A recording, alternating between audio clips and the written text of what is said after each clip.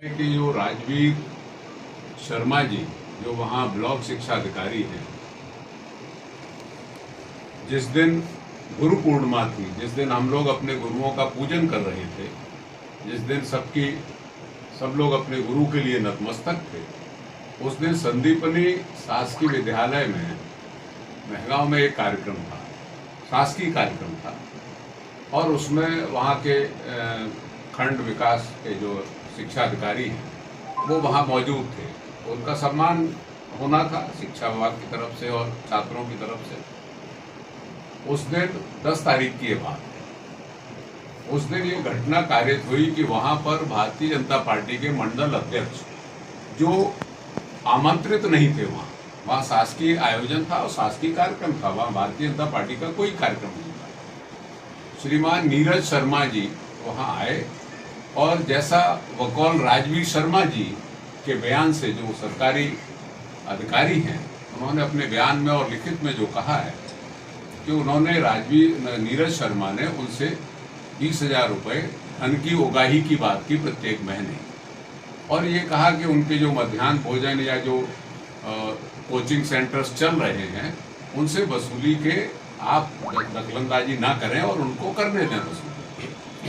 इस तरीके का दबाव उन पर बनाया। उनके मना करने पर राजवीर शर्मा जी के, तो नीरज शर्मा ने उनके साथ हाथापाई की। एक विषय इतना गंभीर होता है कि एक तो सरकारी अधिकारी, दूसरा सरकारी बिल्डिंग, सरकारी कार्यक्रम, और उसमें किसी शासकीय कर्मचारी के ऊपर, अधिकारी के ऊपर किसी भारतीय जनता पार्टी के मंडल अध्यक्ष के द्वारा मारपीट करना, हाथ उठाना, ये कार्रवाई घोर निंदनीय है।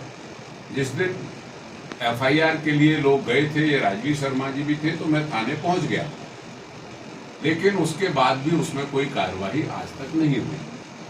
हमारे राहुल सिंह भदौरिया जी ने भी 18 तारीख को बंद कराया था, 17 को थाने गए। हाँ, 17 तारीख को आप भी थाने गए थे और 18 को इन्होंने महगांव बंद कराया। उसके बाद भी पुलिस ने कोई कार्रवाई नहीं की। वो जो आहत व्यक्ति है बीओ, वो और उसके घर के लोग एसपी को कल ही मेरे ख्याल से लिखित में कल यहाँ पे आवेदन देने आए 22 तारीख को, और उन्होंने कहा कि इस पर कार्रवाई होना चाहिए, एफआईआर दर्ज होना चाहिए, लेकिन फिर भी जू तक नहीं रंग रही है।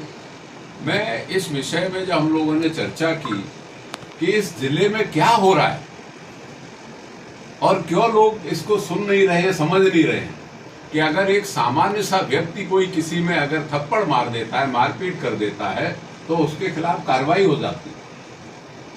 लेकिन शासकीय अधिकारी पर, शासकीय कर्मचारी पर किसी राजनीतिक व्यक्ति के द्वारा हाथापाई की जाए, मारपीट की जाए और कार्रवाई ना हो, ये भिंड थप्पड़बाजों का भिंड बन गया है।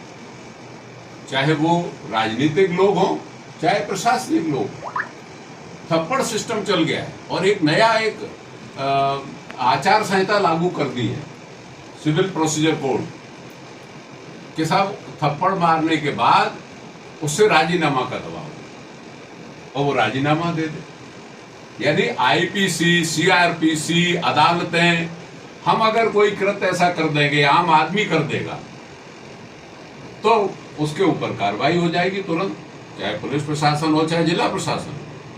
लेकिन अगर वो ये कृत्य कारित कर रहे हैं या भारतीय जनता पार्टी का कोई पदाधिकारी कारित कर रहा है वो घोर कृत्य, आप